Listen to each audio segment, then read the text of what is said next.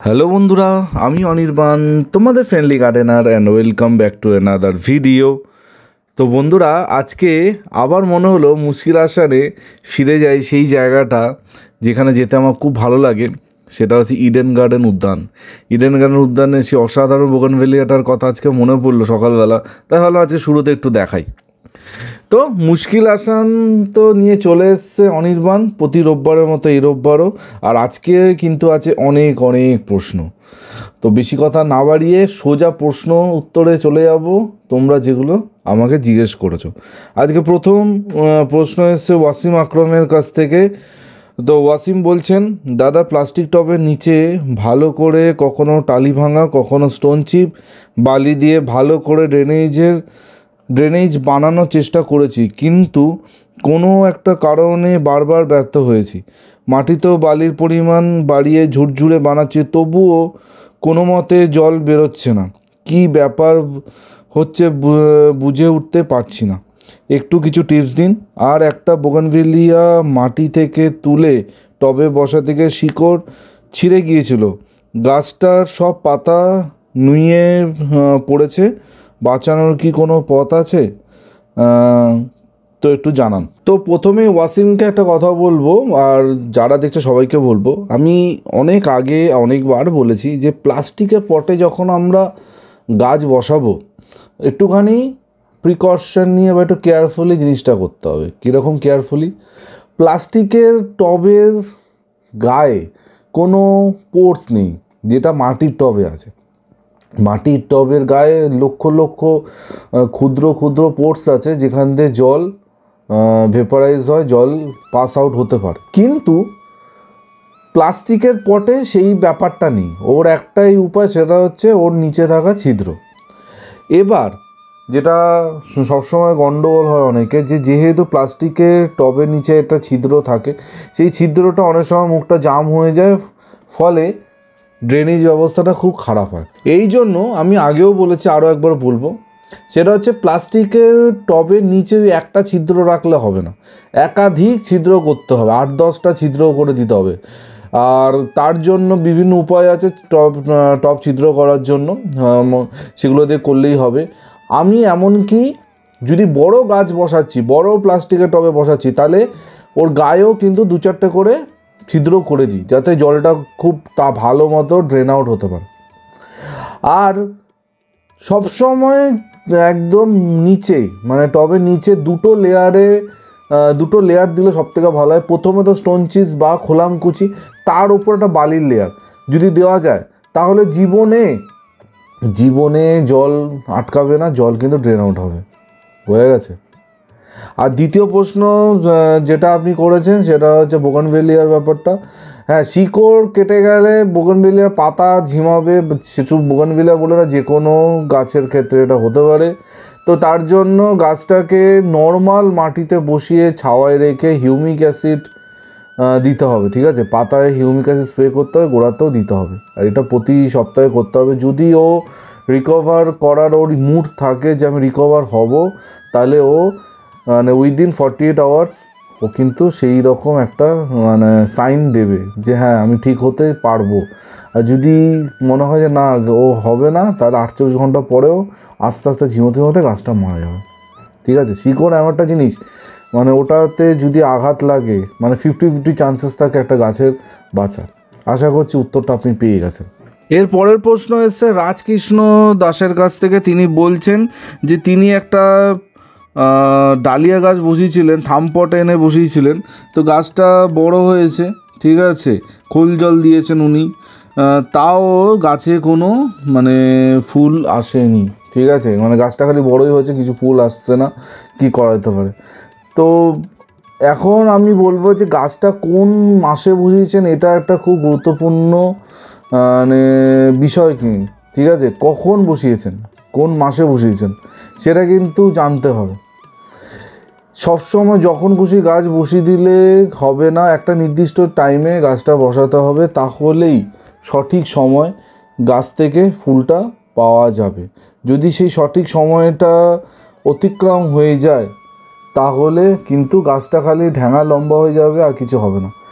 গাছটা যা চরিত্র সেটা দেখে বুঝতে পারছি গাছটাতে প্রচুর পরিমাণে নাইট্রোজেন খাবার দেওয়া হয়েছে, ফলে গাছটা ফলিয়েজ ভালো হয়েছে, কিন্তু আলটিমেটলি ওর ওভারঅল স্ট্রাকচারে কোনো গ্রোথ আসেনি। তো আমি বলবো এখন যেহেতু একদম শীত শেষ হওয়ার মুখে, এখন সেরকম মানে কিছু করলে যে প্রচুর মানে গ্রোথ হয়ে যাবে, ফুল এসে যাবে, এটা কিন্তু হবে না, একটু বুঝতে হবে। তো আমি বলবো যে এই গাছটাতে একটুখানি এখন মিক্স খাবার দিতে, ঠিক আছে, পটাশ আপনি দিচ্ছেন, মিক্স খাবারটা দিন, দেখুন কি হয়। চান্সেস খুবই মানে কম আছে গাছটা থেকে ভালো কিছু হওয়ার, কিন্তু মিক্স খাবার দিলে অনেক সময় ভালো কিছু হতেও পারে।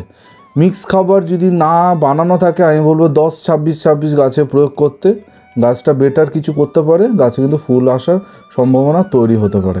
পরের কোশ্চেন এসছে সুপ্রভার কাছ থেকে। সুপ্রভা বলছে, কুড়ি চলে এলে কি 0050 ইউজ করা যায়, ইউজ করা ঠিক হবে? 0050 স্প্রে করা হয় কুড়ি আনানোর জন্য, মানে কুড়ি এসে গেলে 0050 আর কি করতে আমি দেবো, তাই নয় কি? মানে গাছে আমার ফুল আসছে, আমি তখন 0050 স্প্রে করছি, গাছে কুড়ি এসে গেছে, ফুল এবার ফুটবে। তো একবার যখন কুড়ি এসে গেছে, তো আর 0050 স্প্রে করার কোনো প্রয়োজন নেই। ঠিক আছে, আশা করছি উত্তরটা তুমি পেয়ে গেছো। এর পরের প্রশ্ন এসছে সুপ্রতীক দাসের কাছ থেকে। এখনই কি ফুলকপির গাছ বসানো যাবে? এখন অনেকটা দেরি হয়ে গেছে, এখন বসিয়ে কোনো লাভ নেই ফুলকপির গাছ। আরও মাস খানেক আগে বসানো উচিত ছিল, এখন আর হবে না। কিন্তু এখন অনেক রকম হাইব্রিড ফুলকপি বেরিয়েছে, চারা বেরিয়েছে, যেগুলো বর্ষার পর বসানো যায়। মানে আমি দেখেছি বর্ষার পর ফুলকপিরা একটা চারা বেরোয়, সেই সময় বসালে দুর্গাপুজোর সময় ফুলকপি পাওয়া যায়। এটা একটা নতুন চারা এসছে মার্কেটে, তো সেই সময় তুমি বসাতে পারো। আর ফুলকপির কথা বলতে বলতে হঠাৎ একটা কথা মনে পড়ে গেল, সেটা হচ্ছে আজকে খুব একটা স্পেশাল দিন। সেটা হচ্ছে আজকে মা সরস্বতীর আরাধনার দিন, সরস্বতী পুজো। আর সরস্বতী পুজোর কথা মনে পড়লে স্কুলের কথা মনে পড়ে যায়। স্কুলে সকাল থেকে যাওয়া, স্কুলে পুজোর সাথে যুক্ত থাকা, দুপুরবেলা ভোগ খাওয়া স্কুলে। তো সেই কথাগুলো আজকে হঠাৎ করে মনে পড়ে গেল। তো সবাই আছে খুব মজা করো, যাদের যাদের বাড়িতে সরস্বতী পুজো হচ্ছে, নিশ্চয়ই প্রচুর বন্ধুদের বাড়িতে সরস্বতী পুজো হচ্ছে। আর যেহেতু তোমরা আমার এক্সটেন্ডেড ফ্যামিলি, তো তোমাদের বাড়িতে পুজো হচ্ছে মানে আমার বাড়িতেই পুজো হচ্ছে। তো সবাই খুব ভালো করে পুজো করো, খুব মজা করো, ঠিক আছে, খুব খাওয়া দাওয়া করো, প্রচুর ভোগ টোগ খাও, ঠিক আছে। তো এটা বলা ছিল। এবার চলে যাচ্ছি পরের প্রশ্ন এসছে দিলীপ কান্ত মাহাতোর কাছ থেকে। তো দিলীপবাবু বলছেন, অনির্বাণ, আমি শীতে কিছু গোলাপ চারা কিনে এনেছি, কিছু গাছ গ্রো ব্যাগে আছে, কিছু গাছ মাটির টবে আছে। তো এখন গাছগুলোকে কি করব যদি একটু বলে দাও, কবে গাছগুলোকে পটিং করব? প্রথমে একটা বলছি আপনাকে, গাছে যদি কুড়ি থাকে, এবার আপনি ডিসাইড করুন কুড়িগুলোকে কি করবেন। কুড়িগুলোকে ফোটাবেন নাকি ওই অবস্থায় মানে পটিং করবেন। যদি আপনার মনে হয় যে আমি কুড়িগুলোকে মানে ফোটাবো, তাহলে এখন কোনো রকমভাবে পটিং করবেন না, গাছে কুড়িগুলোকে ফুটাতে দিন, ঠিক আছে, গাছে কুড়িগুলোকে ফুটাতে দিন। এবার যদি আপনার মনে হয় না আমি এখনই পটিং করব, তাহলে কুড়ি কেটে বসাবেন, তার আগে কিন্তু বসাবেন না, ঠিক আছে। এবার কীরকম মাটিতে বসাতে হবে? নর্মাল মাটিতে বসাবেন প্রথমে, মাটি, বালি, ভার্মি কম্পোস্ট, আর কিচ্ছু দেবেন না, ওতেই বসাবেন। গাছটা গ্রো হবে, গাছটা গ্রো করবে, তারপর গিয়ে খাবার দাবার যা দেওয়া, অন্তত মাস দেড়েক কিচ্ছু করবেন না, ওই রকম অবস্থাতেই রাখবেন। আশা করছি আপনি উত্তরটা পেয়ে গেছেন। এবার এখানে একটা প্রশ্ন হঠাৎ আমার মাথায় এলো, এটা অনেক দিন আগে এক বন্ধু সে করেছিলেন, নামটা আমি ভুলে গেছি, আর এটা একজন কমেন্ট এসেছিলো, আমার ইউটিউবে কমেন্ট এসেছিলো। সেটা হচ্ছে যে টবের নিচে ছিদ্র কেন থাকে? সেই জল দিলে তো বেরিয়েই যাবে, তাহলে ছিদ্রটা দেওয়ার কি দরকার আছে? ঠিক আছে, এটা খুব ইন্টারেস্টিং প্রশ্ন, জানি না ওনার মাথায় কোথা থেকে এলো এর প্রশ্নটা, বেশ ভালো লাগলো কিন্তু, যে উনি এত ভেবেছেন যে টবের নিচে ছিদ্রটা কেন দেবো, যখন জলটা তো বের করেই দেবো, ঠিক আছে, ছিদ্রটা না থাকলে ওই অল্প অল্প জল দেবো। এর একটা কথা বলছি, টবের নিচে যদি ছিদ্র না থাকে তাহলে কি হবে, যে জলটা আপনি দিচ্ছেন সেই জলটা ড্রেন অতিরিক্ত জলটা, ঠিক আছে, অতিরিক্ত জলটা ড্রেন আউট হবে না। এবার যখন অতিরিক্ত জল ড্রেন আউট হবে না, তখন কি হবে, জলটা আপনার গাছটাকে অ্যাটাক করবে, গাছের শিকড়টাকে নষ্ট করবে, শিকড়টাকে পচিয়ে দেবে, আলটিমেটলি গাছটা নষ্ট হবে। তো গাছ ভালো রাখার জন্য টবে নিচে ছিদ্র রাখা হয় যাতে অতিরিক্ত জল ড্রেন আউট হতে পারে। হ্যাঁ, এবার আপনি যদি মানে বিশাল লেভেলের গার্ডেনার হন, বিশাল জ্ঞানী হন, তাহলে আপনি সেই কোয়ান্টিটির জলটা আপনি গাছে দিতে পারবেন যেই কোয়ান্টিটির জলটা একটা গাছের প্রয়োজন, যেটা ও মানে আমি তো পারি না, আমার মতো প্রচুর বন্ধুরা যারা চ্যানেলে আছে তারাও জানে না। হ্যাঁ, কিন্তু এরকমও আমি বাগান দেখেছি যাদের গাছ টবে বসানো আছে, আমি বলবো না প্রচুর গাছ আছে, হাতে গোনা কয়েকটা গাছ টবে বসানো আছে, সেই টবে কিন্তু কোনো ছিদ্র নেই, ঠিক আছে, কিন্তু তারা অতি অল্প জল দিয়ে গাছগুলোকে সারভাইভ করে। আর সেই গাছগুলো কিন্তু সাকুলেন্ট আর ক্যাকটাস গোত্রের গাছ, কোনো বোগেনভেলিয়া চন্দ্রমল্লিকা টাইপের গাছ না। বোঝা গেছে? আশা করছি ইন্টারেস্টিং একটা প্রশ্ন ছিল, ইন্টারেস্টিং লেগেছিল আমার, তাই জন্য মনে রেখেছিলাম। কিন্তু দুর্ভাগ্যবশত আমি ওই ভদ্রলোকের নাম ভুলে গেছি, নয়তো নামটা আমি নিশ্চয়ই বলতাম। এর পরের প্রশ্ন এসছে অনামিকা সামন্ত দিদির কাছ থেকে। অনামিকা দি বলছে, অনির্বাণ বোগেনভেলিয়া গাছগুলোতে বেশি দিন ফুল কি করে রাখবো যদি একটু বলে দাও। মানে ফুল আসছে, ফুটছে, কিন্তু খুব তাড়াতাড়ি ঝরে যাচ্ছে। তো দিদি, এটা কিন্তু এমন না যে আপনি গাছে কিছু স্প্রে করে দেবেন আর জিনিসটা হতে থাকবে, এটা কিন্তু কখনোই হবে না, ঠিক আছে? এই জিনিসটা করার জন্য পরিচর্যা সারা বছরের প্রয়োজন। সারা বছর আপনি গাছটাকে কী পরিচর্যা করছেন তার ওপর নির্ভর করে কিন্তু এই ব্যাপারটা। সবসময় গাছের মাটি বানানো থেকে শুরু করে গাছে কি খাবার দিচ্ছেন এটা দেখা খুবই গুরুত্বপূর্ণ, এটা কিন্তু দেখতে হবে। প্লাস গাছে কতটা জল দিচ্ছেন, অতিরিক্ত জল বোগেনভেলিয়া একদম পছন্দ করে না।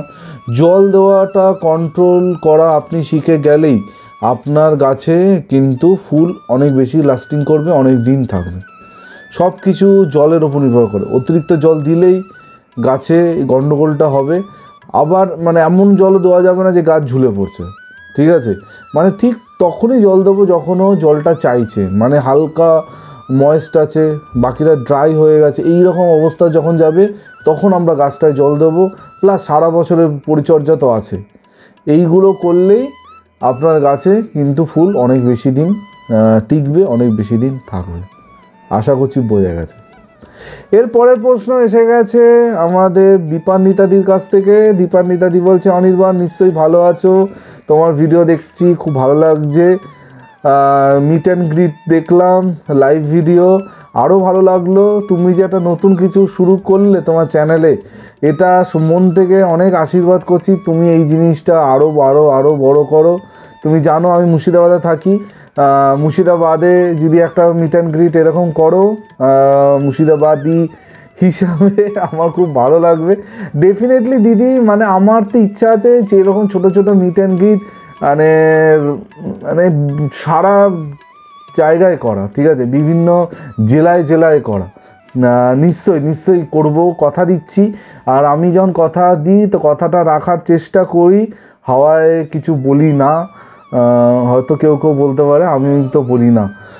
তো চেষ্টা করব নিশ্চয়ই মুর্শিদাবাদে যখন যাব একটা মিট অ্যান্ড গ্রিট ছোট্ট করে করা। কারণ আমি একটা জিনিস মনে করি, অনেকে আমাকে বলছে যে এটা বড় করে করো। এবার বড় করে করলে কি হয়, আলটিমেটলি সবার সাথে ইন্ডিভিজুয়ালি গল্প, ইন্ডিভিজুয়াল আলাপ, এই জিনিসগুলো মনে হয় কম হয়। মানে খুব তাড়াহুড়োর মধ্যে জিনিসটাকে শেষ করতে হয়।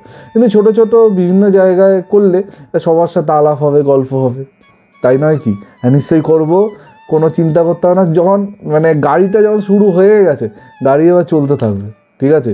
চেষ্টা করব প্রতি মাসে না হলেও অন্তত 2 মাসে একবার একটা কোথাও মিট অ্যান্ড গ্রিট করার। এবার চলে আসি আপনার প্রশ্ন, যে গল্পই করতে থাকছি আমি। যে প্রশ্নটা হচ্ছে যে বোগেনভেলিয়া গাছের প্রুনিং করার কি কোনো নির্দিষ্ট সময় আছে? মানে বছরে কি একবারই বোগেনভেলিয়া গাছ প্রুনিং করব? যদি একটু বলে দাও। তো দিদি, আমি বোগেনভেলিয়ার ভিডিও যতবার করেছি বা যখনই করেছি আমি একটা কথাই বলেছি, বোগেনভেলিয়া এমন একটা গাছ, একে সারা বছর শেপে রাখতে হবে।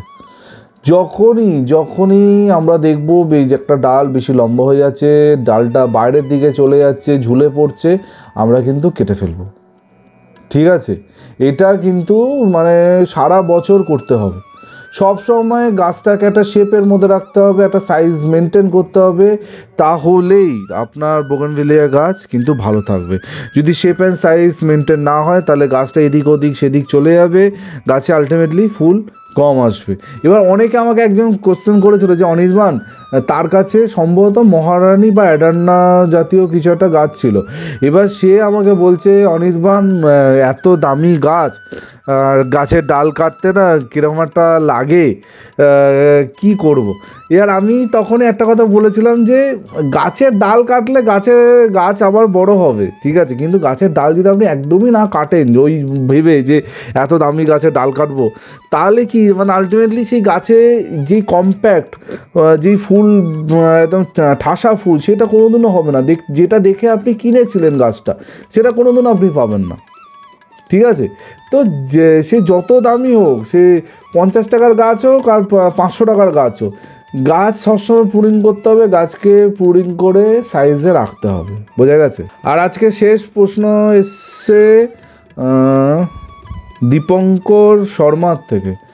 দীপঙ্করবাবু বলছে অনির্বাণ, আমি দিল্লিতে থাকি, দিল্লি থেকে তোমার ভিডিও দেখি, খুব ভালো লাগে। আমার বাড়ি কালনাতে, কিন্তু চাকরি সূত্রে আমি এখন 15 বছর ধরে দিল্লিতে থাকছি।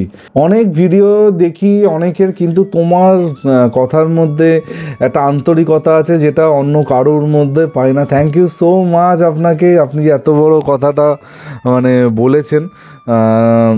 তা আমার একটা প্রশ্ন আছে, সেটা হচ্ছে গরমের বীজ আমি কিছু অনলাইন থেকে আনিয়েছি, এইগুলো কখন আমি বসাতে পারবো যদি একটু বলে দাও। দিল্লির ওয়েদার তো জানো কতটা গরম এখানে পড়ে, যদি তুমি একটু গাইড করে দাও। আমি জানি তোমাদের কলকাতা ওয়েদারটা দিল্লির ওয়েদারের মধ্যে অনেক ডিফারেন্স আছে, তো তাও তুমি যেরকম বলবে সেরকমই করব। ভালো থেকো, এরকমই সুন্দর সুন্দর ভিডিও রোজ বানাতে থেকো।